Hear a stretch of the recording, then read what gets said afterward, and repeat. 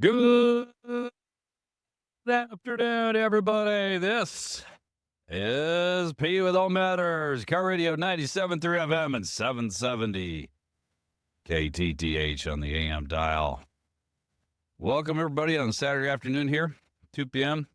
Thank you for listening in. Today, we're going to talk all about the local real estate market with our expert and thought leader and sponsor, Jason Fox. He is one of the co-owners of the Madrona Group. They have seven offices. 7 offices. Good to see you, man. Yeah, good to see you too. Yeah, it's good to have you back. I always love to do the studio stuff because I can actually see people and talk to them, which is great. Yeah. So that was very cool. So you've been here before. So tell me, what's new at the Madrona Group these days? Yeah, it is new. Hey, we had a really strong year, and despite the statistics didn't necessarily go in our favor, but something that I'm really proud of, I'd like to share, is that over 50% of our brokers won awards this year. Wow. Yeah, which is the industry norm is right around 25%. Okay. You guys doubled it. Yeah. So what does it mean to win an award? What do you got to do? It's just based off of the amount of compensation dollars that you produce over the year. And so you have to hit certain numbers. And so, yeah, we had a high percentage of our brokers do that, which is... That's cool. Yeah, it's a great story. How many brokers do you have in your 7 companies? In the 7 offices, we have about 130 brokers. Wow. Yeah. You have a lot. Yes. So 50% is 65. Yeah. That's pretty impressive. Yeah. We're going to go celebrate at the John Howie Steakhouse in Bellevue. And that's a good place. Yeah. So we'll be doing that here next. You got men and women that are hustling out there then, for sure. We do. We have some really great agents. That's very cool. Yeah. So that's a highlight of achievement. Is there any particular story that, like, for you that stood out personally amongst all the 7 offices and all your team members you work with? There is one story, a particular broker that suffered some hardship this year, and she came to me and she was really struggling, and she was going to need to purchase a new place and really restart her life. And when that kind of thing happens, people tend to go one of two directions. And this particular broker, she really turned it up. She put herself out there. And she just crushed it and had an amazing year. Bought herself a new condo. Wow. Yeah. So, did you provide some help and mentorship for her? I would like to think I did. No, I don't want to take the credit from her. No, for sure. She had to put it into place, Absolutely. but you gave her some guidance and things. I hope so, yes. Yeah, that's very cool. Yeah. That's very cool. And then so in your organization, I was looking on the website, is it still you and 2 other co-owners? So we have, because of the way we're set up, we have multiple LLCs within all the different offices. So there's actually a co-owner for Federal Way in Des Moines, which is Tony Hetler. Okay. 2 over on Vashon, Heidi Grimsley and Leslie Farrell. And then 1 in Mukilteo and Bothell, which is Russ Porter. Okay. Then how do you fit into all that? Are you kind of like the umbrella chairman of the board or what? And then, of course, I should mention my partner, 50%, Joe Kaiser. Yeah. So the 2 of us work hand in hand. Like, they call us the yin-yang twins. Yeah. You know, so he's still on the website there. And absolutely. Yeah. You got to bring him in one time. Next show. Okay. For sure. That'd be Next good. show. I'd love to meet him and talk to him a little bit too. Yeah. So I know you guys do different things, different personalities. Yeah. Great to meet him. He's like Santa Claus, man. Yes. It looks like that from seeing the videos on your website. Yeah. Everybody loves him. I love his red glasses too. Yeah. Yeah, he's a great broker. So he's our designated broker. So he's essentially all the brokers come to when they have a problem. Okay. You guys, don't Joe go way back a little bit? Yeah, we've been friends for... I know you were doing marketing leads, your story was, and you guys got hooked up somehow. Yeah. We were actually friends before that. Oh, really? Okay. Yeah. And he became a real estate agent, nothing to do with me, just on his own. But we would talk, and I'd help him with some marketing stuff here and there. But that's before you had your realtor license. Yes, right? Yeah. And he's the one that sucked you into this whole madness. Yeah, kind of. Good job, Joe. Yeah. That's cool. That's awesome. All right. Yeah. So let's move ahead here to now we're in 2025. What's going on with the market these days, and kind of where are things at? There's a lot with political and tariffs and all this stuff that's happening out there. Yeah. If you cut through the noise, where do you see things going? We're going to try to go off of a 10-year cycle. Okay. So we're going to try to use history to predict where we're going, because you're right. If you try to read the tea leaves right now, they're leading in all different directions. So what we're seeing is that we had these 2 years. In particular, last year was the lowest number of transactions that the real estate industry has had in over 30 years. Why is that? What? Interest Was rates. it just interest rates? Mainly, sellers are locked, right? They're just not going to sell. You're not going to change one interest rate for another right now. What we're seeing now is that people are starting to come back, and this is hopefully what we're going to call our recovery year. Yeah. And then maybe we'll see 5 or 6 years of smooth sailing. So I want you to talk about this 10-year cycle because it looks like there's there's recovery, expansion, hybrid supply, and recession. So like, where are we in those 4 in the 10-year cycle? Yeah, recovery. Okay. Yeah. So recovery is then what happens next after recovery? Recession? Then we should Hopefully we won't go into a recession. Hopefully we're not going to go into recession. Okay. We're hoping to see 5 or 6 years of growth after that. Right now, this year should be better. It's not going to be amazing, but we should see some growth and some appreciation still. So how does, in a recovery cycle then, as far as what happens with home prices and inventory then, Jason? Yeah, and that's where things aren't necessarily lining up per se. And so home prices are continuing to appreciate, just much slower than we had seen like in the last few years. Maybe the prediction this year is 2 or 3% appreciation. And what had we seen before then? Shoot, in COVID years, we saw 20% a year for a couple of years. That's not normal. That's not normal, Yeah, that's no. not normal. But it's still what kind of people remember. And What is like a historical average for appreciation? For Yeah, this about market? 8%. Okay, so Yeah. it's slightly lower. slower than normal, but still appreciating, still going forward. And it seems kind of strange because it seems to me, maybe I'm wrong, you can tell me better, there's still a lot of tech influx coming in, tech employees with money. Yeah. We're still like the 12th fastest growing state. And yeah, that's that tech money coming in. And That would seem to help keep prices buoyed up with appreciation.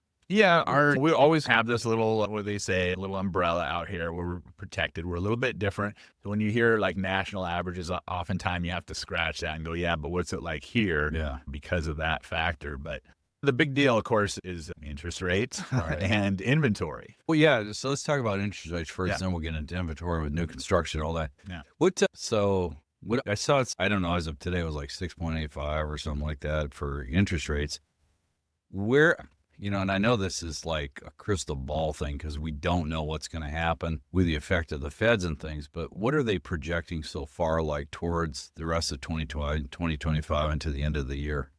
Yeah, so right now, everybody's really backed off any lowering. Probably expect to Even see. the Fed did too. Yeah, the Fed did as well. You're right. Yeah. He had stopped lowering this last time out. But it was funny because even when he did lower for a couple of months there, the mortgage rate didn't actually reflect that because it had already been baked in, if you will, because we're expected to see this rate stay probably through the year. Maybe it gets down to 6.75, 6.5, but I would expect it to stay in the high So sixes. it's going to relatively be between 6.5 to 7 years looking at. Pretty much, yeah, through the end of the year, yeah. All right. Have you, in the market, because you always get this because we had this historic deflationary period and we had these low interest rates and then people got used to that, especially some of the millennials and Gen Xers. And then all of a sudden this thing comes up to historical averages. It freaked them out. Yeah. So are you seeing the buyers in the market getting used to this historical average now? Absolutely. Buyers are like, all right, this is what we got now. Trying to time the market is nearly impossible. Yeah. We've seen major corporations fail at this, but so yeah, I think now everybody's like, all right, this is what we got to do. So how do we make it work with that interest rate? And that's the big question right now. And so we can talk about that in the next segment, some of that housing affordability Yeah, stuff. we'll do that as well. So let's talk inventory though before we close this segment out. So I know we've got Snohomish County, King County, Pierce County, different counties that you're in.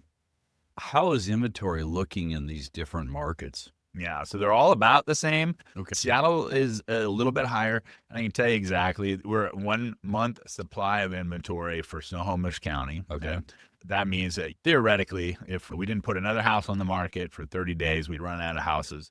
Seattle's about 1.7 months right now, and Pierce County is 1.4. These are all very low inventories. Okay. So they're turning pretty fast. Turning pretty fast. Yeah. Okay.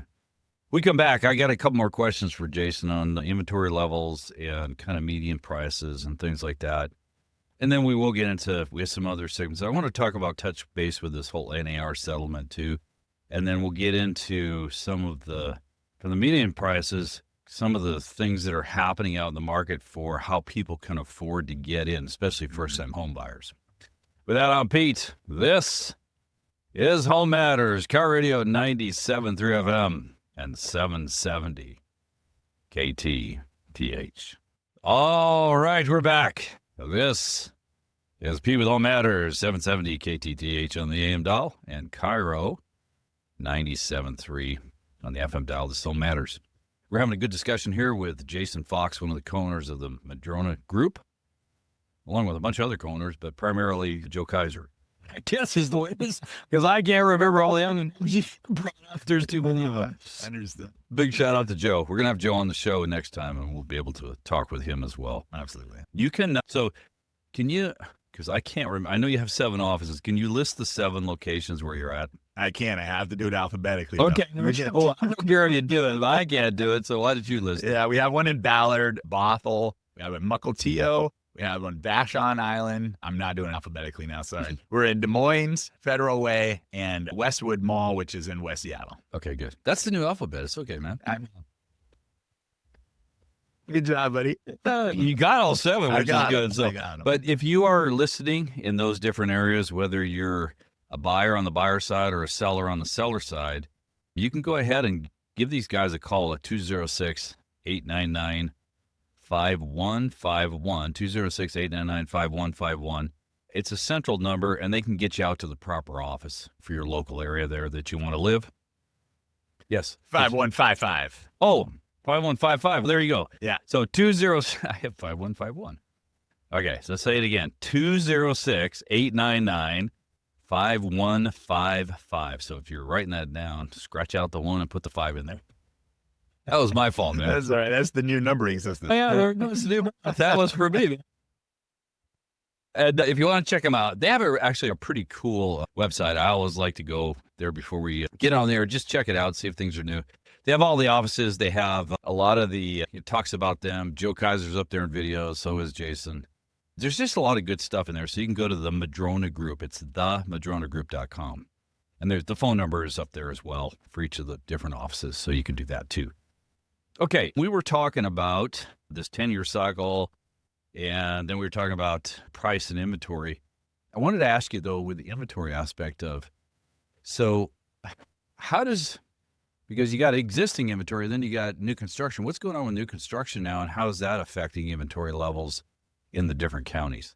Yeah, new construction, like everything right now, is a little bit of a wild card in that it's, on one hand, we have permitting getting a little bit easier through some types of developments, primarily DADUs, detached accessory dwellings. Are you seeing that as a trend? A lot of ADUs on properties? A huge trend, yeah. Because that's hit California years and years ago, and I guess it would now. It's so expensive. Yeah. There was new zoning laws put in place last year that basically promotes the idea. Was that across all the counties or just Key? Yeah, that one's kind of a complicated. It was a statewide, but each city seems to be implementing it slightly differently. Okay. But for the most part, you're seeing it everywhere. People are trying to do, we call it the 3-pack. You get the house that you can remodel, and you try to put 2 accessory or DADU units on there. Okay, so you can do up to 2 ADUs. Yes, typically, yeah. Is there any square foot property size where it's a minimal that has to be? Yeah, I'm not as sharp on these numbers. The building themselves are roughly 1,000 square feet. Okay. And then you do have to have that's like a tiny home almost. It's a little tiny home, but it's like a condo. Okay. And it's new construction, and it's more affordable. So people are really, so they can achieve rental income and offset some of their mortgage costs. Yeah. That's pretty cool. Okay. So inventory itself, though, is that not really affecting then the existing housing market? That's really what's affecting things. So we're a seasonal business, right? Okay. Everybody goes to sleep a little bit during the winter, especially December. Buyers go really caves. They go into our caves, enjoy the holidays and family.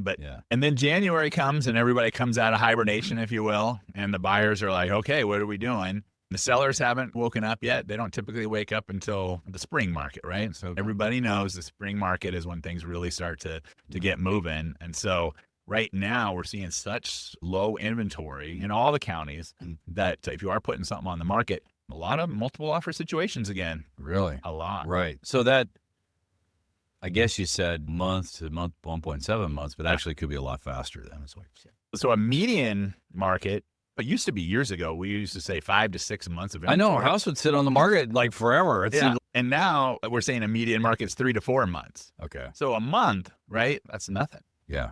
Yeah, you better be ready to move out. You're selling a home. You better be ready to move out. Yep. And if you're buying, you got to be prepared. You got to be ready to, again, we're moving So quickly. for a buyer, though, since we're talking about that, Yeah. what does it mean? Like, how does a buyer work with you guys at Madrona Group to be prepared in these multiple offer situations? Yeah. It starts with a buyer consultation, right? Okay. The first thing is we like to educate folks on exactly what the process is for buying a home, because you'd be surprised. Like, one of the big questions I ask people, do you understand what earnest money is? I think we have this general idea, but people don't really know. I don't know. What's earnest money? So let's really talk through that and figure out so you understand, because if you do decide to pull the trigger on something, it can start to move pretty fast. Okay. Contingencies, home inspections, etc. We want to talk about the state of the market. And right now I'm gonna tell you, hey, if you find something you like, there's a very good chance it's going to go quickly or it's going to be bid up. Yeah. And then finally, we want to get them with a good lender and at least get pre-approved, right? So that you're ready to go. You have a piece of paper from the lender saying that you can actually make this transaction. But more importantly, what we try to do is get people fully underwritten, which means that the lender has actually turned that into the underwriting team. Okay. And that company is now prepared to make that loan. But you guys, at least I thought I saw it on the website. Don't you have a mortgage branch arm? Yes, we do. And we also have 2 team lenders. Okay. And that's But primarily people can go wherever they want. I people guess. go wherever they want. Yeah. Okay. Yeah. All right. We just provide options and really try to help you find the right lender. Although the right lender can mean the difference between the house closing and not closing. So it's a big deal. Okay. Why is that? Is that just speed of them working or? Many factors. One is just how good is the lender at picking the right program. Okay. Sometimes they'll put you in a program you don't qualify for, but sometimes it's can they keep that transaction moving forward, where sometimes other companies can't. Yeah. So basically, the way you guys are approaching it is you're educating them, the earnest money, getting them through verified so that they're underwritten, they're ready to go to make an offer of what they can afford. Yeah. Okay. That makes sense. Yeah, we call it, at John Scott, we call it buyer ready day one. Just really understand what's going to go on. For example, if I come to you and I say, hey, in order to get this home, we're going to need to maybe escalate the price. And so it would be good if you understood, what does that mean? And what does the form look like, et cetera. So How fast does that process go for a buyer? oh How my long does it gosh. take? So What is the average time, I guess? a member of our team put a listing on Thursday. They had 3 offers Thursday night. Wow. Yeah. So really, don't start looking until you're fully verified. You really shouldn't. Yeah. Right. Because you get your hopes up and then just, do this one. Yeah, you're going to Yeah. get your heart broken and you're always going to be thinking about that one that got away. Yeah. So we'll tell people and they get a little frustrated with us because like, don't even look at the list. I know I would be, because you get emotionally attached to something. Yeah. That's not going to work because you're not even verified yet. Not even ready to go. Yeah. So you're talking about the speed of market. So how do your brokers work in representing the buyers to help them stay in the game and not get knocked out of a bunch of deals? One is being prepared, right? Because like in that example, if I call you and I say, hey, that house you really liked, it looks like we already have 2 offers on that thing. And if we're going to even be in the game, we probably should write an offer tonight. And like, wow, that could be really overwhelming for some folks. So it's having people prepared, but then it's negotiation and being strong. You'd be surprised how many brokers out there don't even answer their phones, much less really represent their clients. So they kind of have to almost be on 24/7 kind of to some degree. Yeah. In the middle of you got to be available in the evening. Yeah. We tell people that this career is good for having extra time, but go life. All right, we come back. We're going to continue our discussion with Jason Fox at the Madrona Group. They have 7 offices all over you can go to the madronagroup.com. Check out where the offices are. Give them a call. If you want to call their general number, 206-899-5155. I got that right that time. With that, I'm Pete. This is All Matters. KIRO 97.3 FM and 770 KTTH. All right, we're back. This is Pete with All Matters. KIRO 97.3 FM and 770 KTTH. It's too bad you guys can't hear what we talk about off air because a lot of it's pretty funny. And maybe not something we can always repeat too either, but it's okay. It's all cool. We have a good time. Jason and I have known each other for a little while now. It's fun to banter back and forth. All right. So Jason, I want to ask you about, if you look at the three major counties like Snohomish, King, and Pierce, like what are you seeing for median prices in those different counties? Yeah. Seattle and King County is right around $850 for our median residential single-family home. Okay. Snohomish County is about $760, and Pierce County is only about $570. Wow. Yeah. Why is it so much less? Why is Pierce County? Yeah, it's a great question. I guess it's just a little bit further away, and people aren't. That I-5 factor. Yeah. Gotta get hit with that coming to the station every. It's like traffic, and then it was like there was no commute, but now there's a commute again. And I remember back in the day when people would go down and they commute up to Federal Way, or even in Seattle, they'd live in Olympia and live on the water. Yeah. And then 5 got worse and worse. And they had a big sell-off down there a few years ago. It was just because people was like, forget it, I ain't doing this 2 hours. That's hours. Yeah, it's too far. It's too much. Yeah. Okay, so those are the median prices. Do you see, as far as pricing, are you seeing a movement more towards a Pierce County type situation for people, or is it just the prices are the prices and you have to get used to it? Yeah. No, maybe we'll try to guide investors down that way a little bit more. That if you're looking for maybe buying a piece of property that you can turn around and rent, Yeah. maybe that's the direction you want to go, because the rents are all about the same. So you can recoup, pencil out, if you will, although that whole idea of being able to profit or cash flow a home in Washington, it's more about appreciation now and equity. But for me, and I don't have as much of a presence in Pierce County, so I'm probably not the best person to ask there, but I'm really seeing folks staying pretty heavy in Snohomish County. Yeah. And then Seattle, of course, the east side. I guess you guys are primarily in, King and Snohomish County and then on Vashon Island. So Yeah, we're up and down the I-5 corridor, Yeah. so that's what I know best. Yeah. Okay. Do you ever do transactions down even further south, like Thurston County, or? We'll go where the business takes us. Okay. So yeah, I've done all over the state. You name it. Oh, you've been in Eastern Washington? You've been Really? Yeah, I have a group of friends that live in Plain and Leavenworth, and so we do some stuff over there. Yeah. Very nice. Yeah. That's cool. All right, let's go over to, so we talked quite a bit about the buyer side. Let's talk about the seller side. Since you guys are a full service brokerage, how do you work with sellers? How do you help them prepare so that they can get their house sold and get the maximum price and things like that? Yeah. We got a name for this too, right? We call it Market Ready Day One. Okay. So we have buyer ready, market ready. And then we have a whole listing launch that we do. It's a whole big thing. I actually have a checklist. It's about 190 items for everything that I do. Smokes. Yeah. For the seller? For a listing, yeah. Yeah. So It is a lot. Yeah. So it's in our business. It's interesting. You want listings. That's what you're trying to get as a broker. But it is a lot more work, and you have to invest your own time and money into that. It all starts with building a relationship, just getting to understand what it is that they're looking to achieve. Most people, they're just wanting to sell their home quickly for the most amount of money. Yeah. And so then trying to get that. So what does that look like? It's best if you have a home vacant, but we can sell it if you're still living there too. That's okay. But the ultimate conditions are you want it to be vacant and then staged. And then staged now is just, for us, we do that with every listing. Okay. Have your own staging arm in your company that does that, or do you No, third parties, we have a go-to Okay. we use all the time, Posh Places, and she's amazing. Okay. And they do excellent work, and the houses look beautiful. We have it professionally photographed every time, aerials. If you do drone shots and all that? if it's beneficial for the property, yeah. Okay. Yeah. Yeah, there's these things that you have to do now to make sure that the property stands out, because you got one shot. There's what we call a backlog of buyers, meaning that at any given time there's a certain number of people that are ready to buy your home. And we need to attract all of them and really try to get that pop, that buzz. How do you do that? How do you create the awareness? I know a lot of it's social media, but what do you guys do to create that? Yeah, so there's a lot of different factors. The first thing that we do is we're going to hold open houses. You're going to have some brokers that are going to tell you like, oh, open houses don't work. They do work, first of all. And so we're going to hold open houses that first weekend. We're going to invite all the neighbors. Did you know that 70% of people that move into a neighborhood are actually referred from somebody else that lives in that neighborhood? Really? Yeah. So we're going to Wow. put the neighbors to work, right? Yeah. We're going It's to a even community party. It is a community party. Hey, let's everybody get this thing sold. Oh, it is. Yeah. And the benefit for them too is if they refer, they know the people coming into the neighborhood. too. Yeah, it's good for them, right? Yeah. You want to have neighbors that you know. Yeah. Yeah. And then a ton of marketing. You just want to put it out on every channel possible for us. And we have a big social media presence, a big SEO presence. Okay. That's super cool. Do you get, when you have these open houses, do you get a lot of buyers that, I know there's a backlog of buyers, but you get a lot of buyers just like looking, driving around and going to open houses? That's still, Yeah, really? you still get that. Yeah. Matter of fact, So they're looking like certain neighborhoods, right? So they go driving around those neighborhoods. Is that kind of how it works?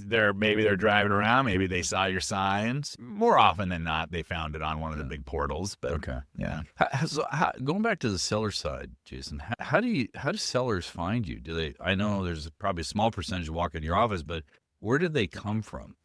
Yeah, mostly it's what we call in our industry our sphere of influence. It's our family and friends and your network. How many people know and trust you? Yeah. And that's what it's all about. It's trust. There's a statistic. It's like the first person that you think of that you trust is who you're going to hire to be your broker. So you want to be that person. You want to stay what we call top of mind. Yeah. So because you talked about that with, I know that it was a tough year, but also the price were elevated. You had 50% of your brokers made the cut as far as volume. How do they stay top of mind in this referral network? Yeah, lots of different ways. A lot of them have groups that they're involved in. A lot of them are involved in community projects. Maybe it's the Chamber of Commerce or the Rotary or the Elks Club. So they're doing a lot of networking in these. A lot of networking, PTA, you name it, right? Sports groups. So you got to like doing all that kind of stuff. You better do that. That's kind of your world, yeah. Yeah, but if you don't, there's a place for that too. Yeah. But you better be good at content creation. Okay. Yeah. And specifically video. Yeah. Videos where it's at now. Videos where it's at. But what we find is that a lot of the really good brokers are still very much just out networking because they're a little bit more old school. Yeah. But we have this younger group that's coming in and they're really nailing Instagram and video. And Instagram is super hot. And it seems like, because I know, where I live, I know some different real estate brokers, and it seems like they use Instagram quite a bit and they get a lot of hits from it. Yeah. So people are up there. They're looking. Instagram's the way to go. Yeah, for sure. Facebook is for old people. It's fizzling. It's fizzling. Yeah. Mr. Zuckerberg. Yeah. Figure it out, buddy. Yeah, exactly. He owns Instagram. I don't know what they're doing. Yeah. Anyway. Okay. That's good. Good to know. So let's talk about this kind of we went through the buyer, the seller, talked about the median income, talked about the inventory. Let's talk about the strategies for housing affordability, because you talked about ADUs a little bit, but there's some other strategies, especially, and maybe you can talk about first-time home buyers and what programs are available for them too to maybe help get into a house. Yeah, the government has made it a priority, right? I mean, I hate saying this, but they've called it an affordability crisis, right? Yeah. So it is. It is. And what are we going to do about it? And one of the big things, and I touched on it, but Washington State rezoned so that we can try to get more units on the same amount of space. But some other things that are going on, there's lots of government programs for loans, right? You can get grants, first-time home buyer grants. Okay. But how does that, because someone buying a house, first-time home buyer, they know nothing about this. So how do you work with them to expose them to these grants and what's available to them, or how does that work? So as I mentioned, I have a couple of team lenders that I trust. They've done my dad's loan, my sister's loan, these are my people. And so they got your whole family. They got my whole family on lock. Yeah. I'm going to sit you down in front of one of them and I'm going to say, hey, he's more qualified to talk about the loan part than I am. Okay, but the lenders, they know all these grants and the programs. Okay. So what, like some of the loan programs, what are like the common ones that they would go to? So FHA, which is a non-conventional, it's a government-backed loan, 3% first-time home buyer program. Okay. So that's the big one. And they still get the 3% now? 3% down. 3% down. Okay. Yes. Got it. Okay. Yeah. So you can get into a house pretty affordably, and the rates for FHA as of yesterday when I looked are slightly lower than conventional right now. Oh, they are? Yeah. Oh, okay. Are there any programs where, because maybe I'm not remembering this correctly, but for like veterans and things, are there situations where there's no money down? Yeah, so the VA loans, they're all no money down. Okay. And so those are great, and we can set you up with those as well. But obviously you do have to be a veteran. Yeah. All right, come back. We're going to have continue our discussion with Jason Fox. He's one of the co-owners of the Madrona Group. You can check him out at themadronagroup.com. They have 7 offices around the area here. Or if you want to just give them a call, figure out where to go, any general questions you have, their phone number is 206-899-5155. With that, I'm Pete. This His Home Matters, KIRO 97.3 FM at 770 KTTH. All right, we're back. This is Pete with Home Matters. 770 KTTH on the AM dial and KIRO 97.3 FM. The FM dial. And I want to thank you guys for taking a listen here. Just having an interesting discussion here with Jason Fox about the real estate market and about his company, the Madrona Group, and both on the buyer and the seller side. We're going to talk about some creative housing affordability situation you can get into. But guys, if you are listening to this and maybe you have moved into the area, because sometimes we have listeners from all over, or you're here and you're looking either to sell or to buy, I would definitely give these guys a call. They're, like I said, guys, we have best of breed companies and sponsors on my show. These guys do a great job in everything they do. White glove service. They'll take care of you, whether you're a buyer or you're a seller. Check them out. You can go to their website at themadronagroup.com or give them a call at 206-899-5155. And I'm telling you, Jason, next time I come up, I'll be up in Mayor Gin. Yeah. I know Joe, but I'd like to come out to your main office, just kind of see your digs. Yeah, for sure. That'd be kind of cool. I was out seeing one of the other sponsors this time, but I haven't been over to your guys' where you guys hang out, and I'd like to kind of see what it's all about out there. Yeah, absolutely. Yeah, that'd be cool. That'd be a lot of fun.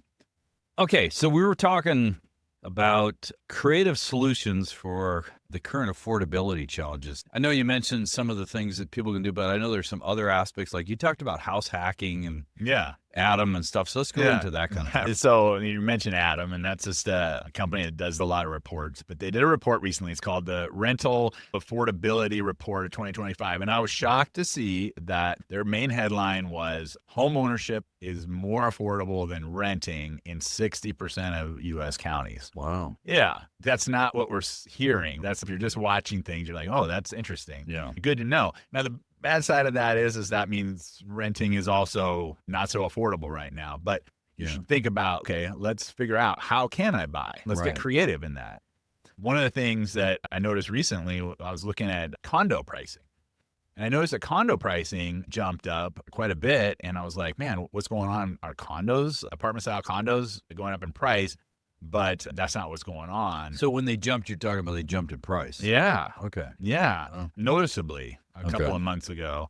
And when I dug into it further, what I realized is that these are the daddies, right? These are the detached accessory dwelling units. Yeah. And that's how popular they're getting, that they're starting to affect the pricing and how we look at stuff. When you look at those, I don't know if you did the math, but because you said they're typically around like 1,000, 1,100 square feet. They're smaller. They're like tiny homes almost, but their own dwelling units.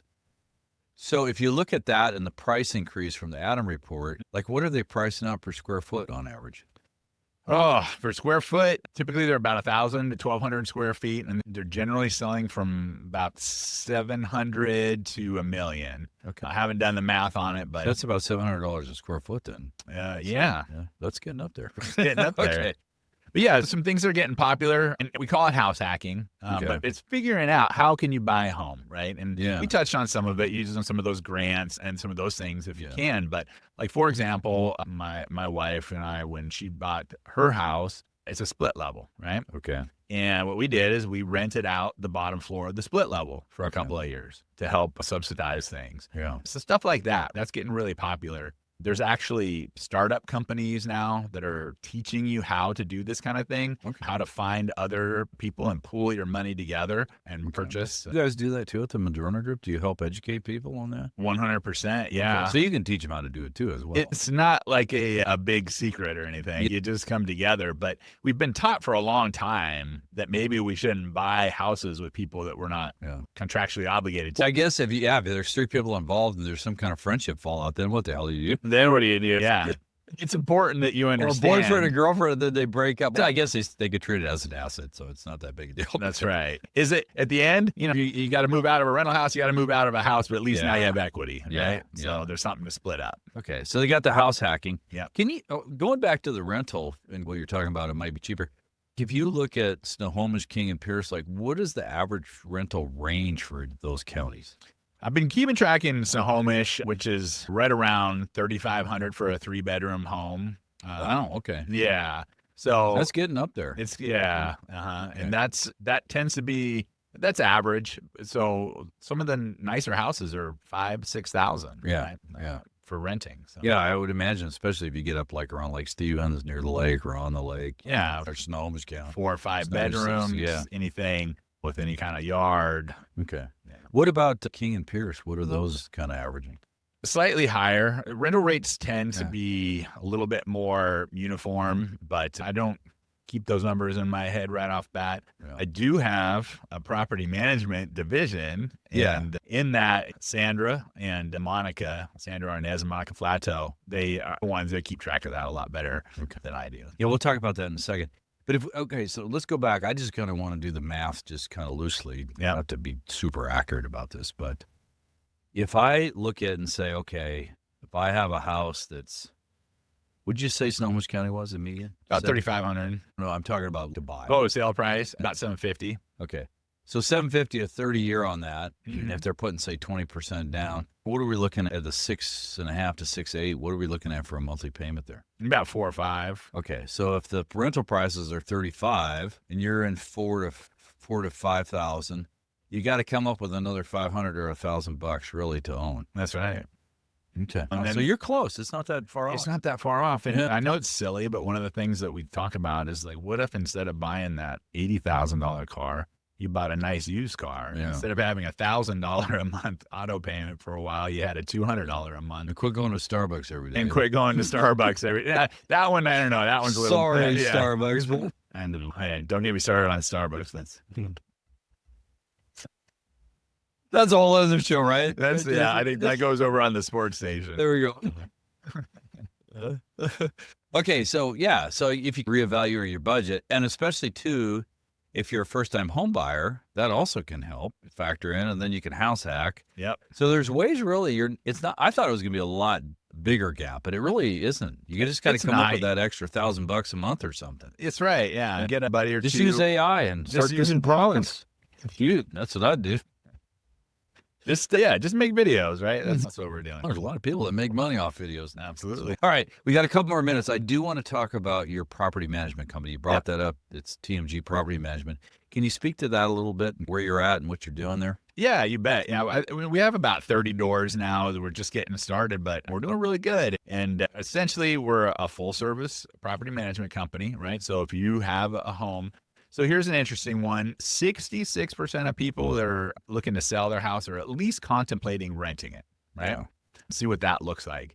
So if you want to take a look at what that looks like, you can call Sandra, call Monica. They'll do an evaluation for you, let you know what your property would rent for. And if you're looking to take care of it, we handle the screening and we find the renters and we handle the service. We do everything to keep the rental unit moving forward for you.